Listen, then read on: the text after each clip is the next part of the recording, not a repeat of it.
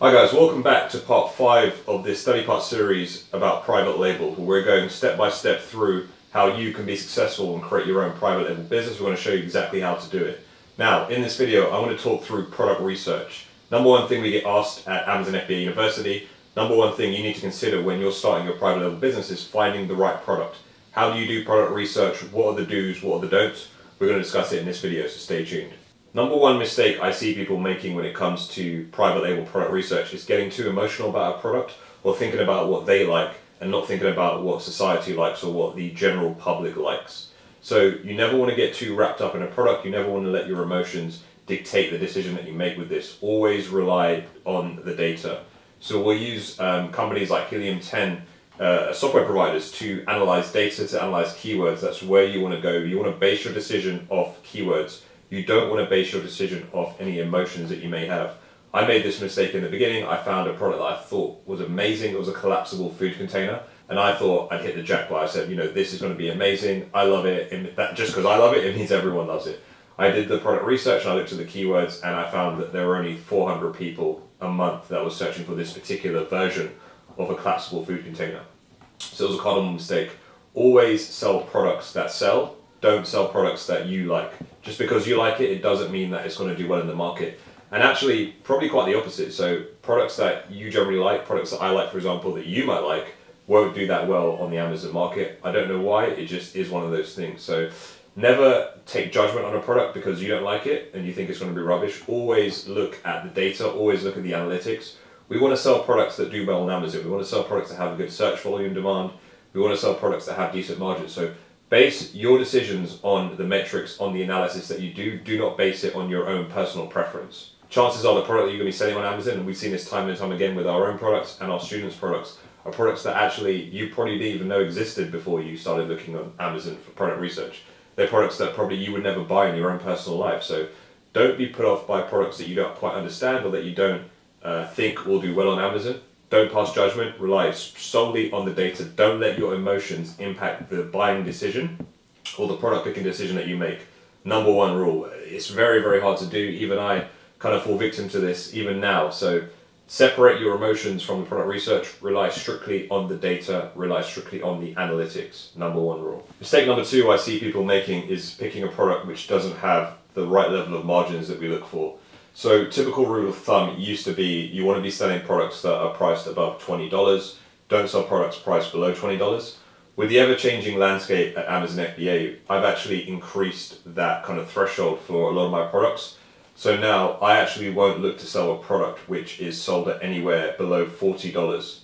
So the reason I pick higher ticket products or mid-tier ticket products over lower ticket products is because there's a couple of things, right? So Amazon has two fees. They have the FBA fee and they have the referral fee. Both of those impact the total fees that you pay on a product. So in order for you to maximize and make a decent amount of profit on a product, you need to make sure that you're making around 30-35% bottom line net profit. Now that's very, very difficult to do.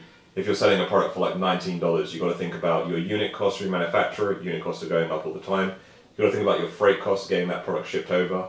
You've got to think about your Amazon FBA costs, your referral fees, and also your ad or marketing spend, plus storage fees, etc. Everything else that comes with selling private label products on Amazon. So if you're selling a product that's, you know, mid-20s, even now sort of low 30s, you're going to struggle to make enough profit unless you're doing a massive amount of volume. So my cardinal rule of thumb at the moment is that I only want to launch products that are selling for above $40. That way I can ensure that, you know, if I take my 30-35% net profit margin, you know, I'm making around $12, $13, $14, $15 profit per unit I sell. So that's kind of where you want to be. You don't really want to be selling products for less than that. It's just counterintuitive. It's not economical. We're in this game to make money. And if you're not selling your product for a high enough price point, you're going to be impacted by very, very small margins. The other thing that you want to be wary of is that at that lower ticket price point, you know, $20, $17, $15, etc. Chinese suppliers, Chinese sellers really have the economies of scale. They're able to impact the buying price of the product a lot more. So they're able to source the products for a lot cheaper. You won't be able to match that. And then you're really just competing with someone who's actually sourcing with probably the same product as you for a lot cheaper. So that reason being, you don't want to compete against them at the lower ticket products. When you get into the more higher price products, the 40, 50, 60, 70, 80, 90, $100 products, you have a lot more room for differentiation, you have a lot more room for maneuvering, you have a lot more profit margin, so you can invest in higher quality photography, you can go harder on your ad campaign, you can use influencer marketing, you can bring in external traffic. You have a lot more room to do a lot more things that can impact your bottom line. When you're selling lower ticket products, you just simply can't do that because there isn't enough wiggle room.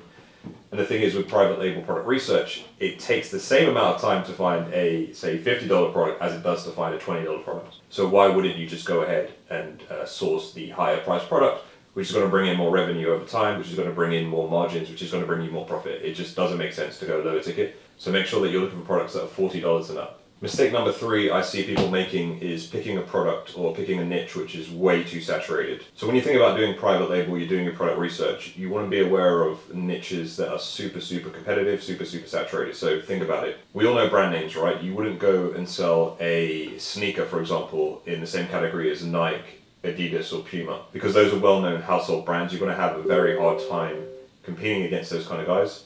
You're going to have a very hard time, championing those guys and doing a better job than them. They're well known, they have immense marketing budgets, they're household names. You coming in as a newcomer, it's going to be very difficult for you to compete against those kind of guys. And typically those listings are going to have, tens of thousands, sometimes even hundreds of thousands of reviews. So when shopping on Amazon, the first thing I do, and I'm sure you guys are exactly the same, is you go down and check the reviews on any product you're thinking about buying. Now imagine you've just launched a brand new product, you're up against your competitor who's right here, they've got say 15,000 reviews, you've got 0 reviews. You're both priced around the same price point. In fact, the competitor maybe is a little bit higher than you. Which one are you going to pick, right? I always check reviews. I never want to be the first person to buy a product that doesn't have any reviews. I don't like being a guinea pig, and I'm guessing you don't like being a guinea pig either. So always be aware of your placement in on the Amazon listings, on the first page, second page of Amazon. If you're up against someone who's got one better images than you, it's got more reviews than you, it's going to be very difficult for you to gain any traction. It's going to be very difficult for you to get any conversions. So when we're looking at products to sell on Amazon, we always want to make sure that we can highly differentiate the product, but also that we're competing against people who aren't too far ahead of us. So in order to get 15,000 reviews on Amazon, it may take 5 to 10 years. So that essentially means that you're going up against someone who's got 5 to 10 years head start on you. You're never going to catch that person. It's going to be very difficult for you to get those sales and take that market share back from that individual. So just think about that when you're launching and looking for your product opportunity on Amazon. You don't want to be launching your product into a product category or a product niche which is super saturated, which is going to be very difficult for you to drive sales. You're going to spend a large amount of money on advertising just to gain any traction in that space, and it could be counterintuitive, right? You're spending so much on ads, you're not converting that many sales, and then you end up burning a massive hole in your pocket. So think about the saturation in the niche that you're going into. The less saturated a niche is, the lower number of competing products, the easier it's going to be for you to get to page 1, the easier it's going to be for you to convert sales. And essentially that's what we want. We don't want to make our job harder than it needs to be. We want to go for the low-hanging fruit. We want to find products that we can compete with from day one and we can drive sales on. So don't go for a niche that's too saturated. I've done it before, it's super painful, it's always a race to zero, you drop your prices, and then really the only thing you compete on is price, your margins go out the window, and it's just a nightmare, so you don't want to do that. So rule number 3 is don't pick a niche which is too saturated. When we talk about saturation and what that actually looks like when looking at a product niche that you wanted to get into and determining whether or not that product niche is too saturated, a prime example of this, and I love doing this, is an iPhone cable. So I've gone ahead and just typed in iPhone cable into Amazon and had a look at the search results. Now, as you can see, on a lot of these listings, there is a ridiculous amount of average reviews. So, 9,500 reviews there, 62,000 reviews there, 93,000 reviews there, 23,000 reviews there. It would be very difficult for you to get a decent footprint in this niche because every one of these products has a large number of reviews. And, as a newcomer, it would be very difficult for you to gain any sort of form of market share. There's a lot of Chinese sellers in the space. Amazon dominates a lot of the listings as well. So you'll find that there's almost any non-Chinese listings in this space. And yeah, you just put off largely by the low price point, but also because of the saturation with the number of reviews. So if the niche that you're looking at getting involved in has reviews, in the tens of thousands, I'd probably stay away from it. It's not something that you want to explore. So just bear that in mind, guys.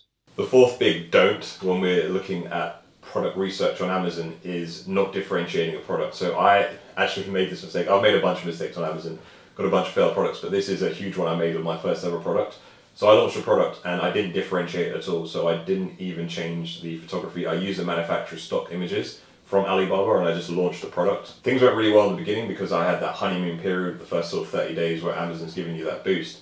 And that was awesome. But what I found happened was once the Chinese came in and there were other kind of better, more competitive guys that came into the space, I didn't make any sales and I had to drop my price. So do not make the same mistake as me and make sure you differentiate your product. It's probably one of the biggest things that you can do to increase conversions and stand out on Amazon. So if you're not differentiating your product, you're going to come up under some serious constraints. So when I say differentiate the product, I don't just mean changing the color. I don't just mean adding some new images in and kind of moving things around, changing angles, etc. I'm talking about really defining what customers want and differentiating it from your competition. So the way I love to do this is to look through the reviews on my competitors and I start to think about what customers don't like about the product and what they do like. I'm going to keep what they do like about the product and I'm going to try and change what they don't like about the product. So for example, if it was a material issue, I'll look at a supplier I'm looking to talk to and think about how I can change the materials.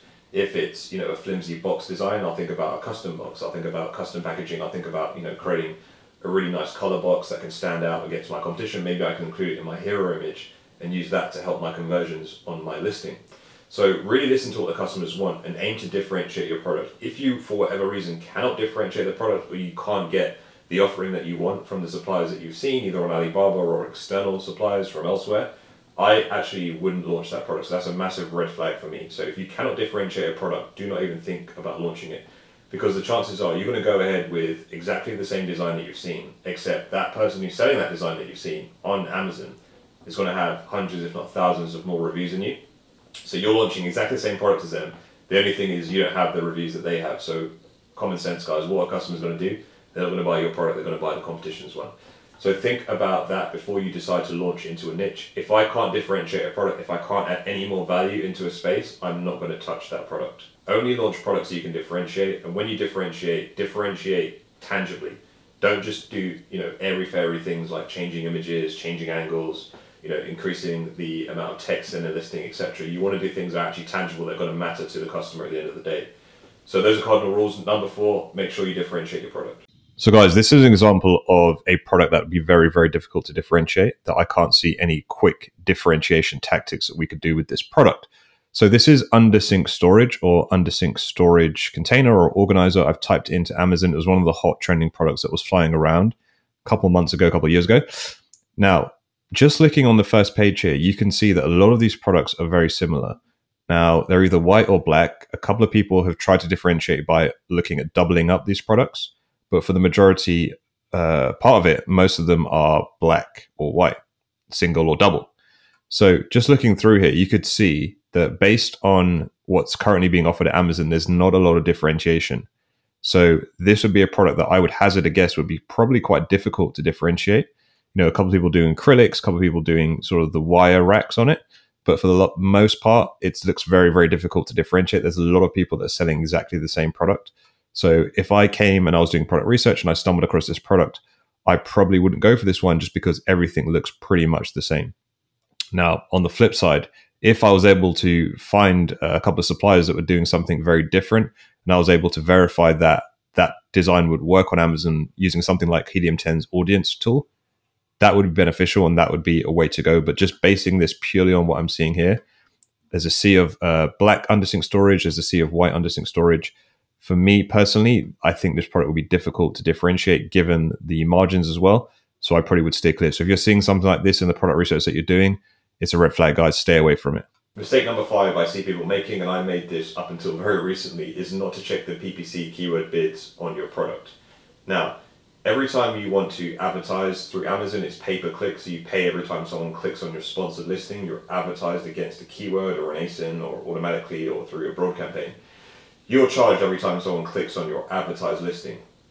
Now, if you don't know how much it's going to cost you per click, you're going to become unstuck because your advertising budget could go from, say, $20 to $50, $100, $200, $300, $400 if you don't know exactly how much it's going to cost you per click. Now, there's a super easy way to do this. Before you had to create your own campaigns, but now you can actually do it through Helium 10. So within Helium 10's Cerebro keyword research tool, Whilst you're conducting product research, once you're doing things like checking search volume demand, checking the relevancy of keywords, etc., they now have a couple of columns to the right which tell you exactly the suggested PPC bid, high, low, and medium for each of the keywords that you're looking at. So super, super cool, super helpful function.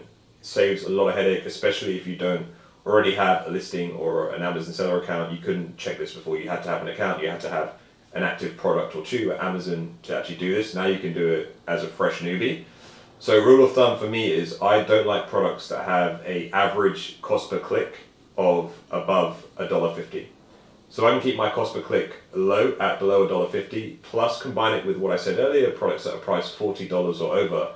I know that I've got the recipe for decent margins and very good bottom line net profits on every product that I sell. The reason that you don't want to go for products that have a cost per click above $1.50 is that your ad spend can massively just rise and get uncontrollable.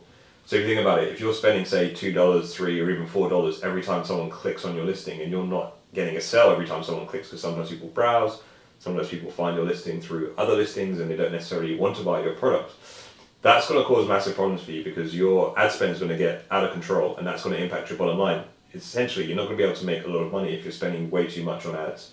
So checking the PPC cost per click is super important. It's actually probably one of the most important things when it comes to product research. So you definitely want to be doing that. Don't go into launching a product or even ordering samples or thinking about pursuing something without checking the PPC cost per click. Super important, guys. Do not forget this one.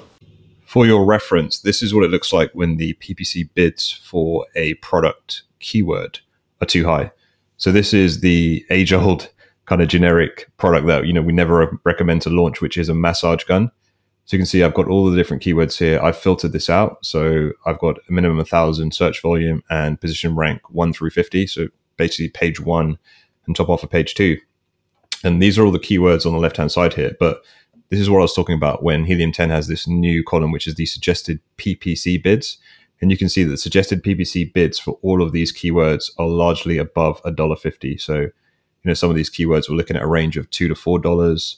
Some of the ranges even go as high as sort of, the 4.8, and I'm sure we'll find one that's, soon to be $5. So the ranges are pretty high here. I wouldn't recommend launching this product because, one, it's saturated and everyone knows that, but the PPC bids, even the suggested bids, are like way too high. You're going to have to spend a lot of money on ads just to gain any traction in this space and to get any right sort of form of ranking and to get any sort of form of progress in this space. So just wanted to show you guys what it looks like. Avoid anything which has suggested bids anywhere near this massage gun. Now, number 6 is huge, right? It's something that I've fallen foul of. I've fallen foul of a lot of these things, as you can kind of see as a trend going forward. But it's not checking the search volume demand for a product before thinking about launching it. This is really probably going to be number 1, because if there's not enough demand, if there's not enough eyeballs looking at the products that we're thinking about launching, then we're not going to get enough sales. If there are not enough people visiting the page or searching for these things, we're not going to get any revenue. So you want to check that there's enough search volume demand for your product before you think about launching it. And just a caveat on this, not only do you want to check there's enough search volume demand, you want to ensure and validate there's enough search volume demand specifically for each of the highly relevant keywords.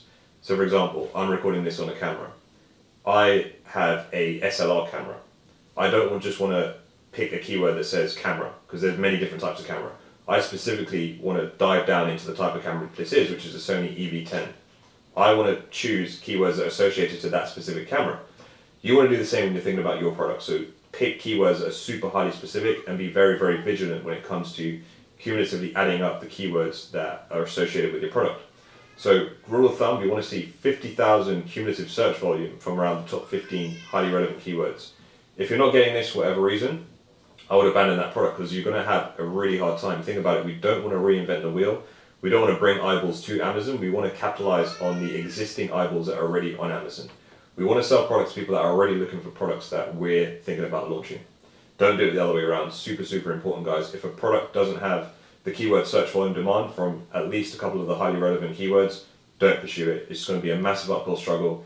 You're going to come unstuck. You're not going to be able to make at least $10,000 a month in revenue, which is what we look for. And yeah, you're going to fall upon hard times. So don't do that, guys. Keyword search demand is super important. Make sure that there's enough people searching for the products that you're thinking about selling. The next mistake I see people make is picking products that are too heavy or that are unsuitable for Amazon due to increased FBA fees and increased freight costs.